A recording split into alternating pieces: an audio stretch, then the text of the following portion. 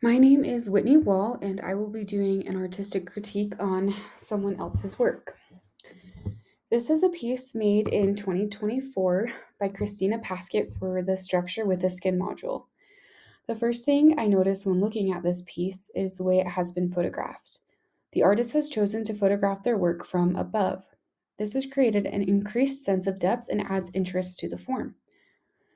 I would consider this work as non-objective and is created with a modular design, created from some sort of wood material, most likely popsicle sticks. The repeated module is a triangular pyramid and is repeated about 8 times with the module rotated from a center point. While the pyramids are rotated, each module overlaps partially with the previous. One face of the pyramid, the one furthest from the viewer in this photograph, has semi-translucent material attached, perhaps wax paper. The overall mood is one of serenity, as the artist has chosen to use repetition and neutral colors.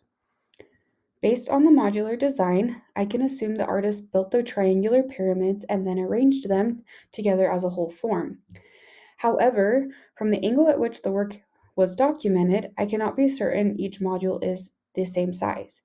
The perspective makes the ones furthest from the camera look much smaller than the ones closest to the camera. This may have been to exaggerate the scaling that the artist chose to use within the pyramids, or it could be to play with the viewer and create the illusion of scale. The repetition and rotation of the module adds movement to the work. Because the triangular base of the module points continuously to the right, it leads the eye throughout the piece. As the modules overlap, they create additional small triangles, which are implied, and adds interest to the work as well.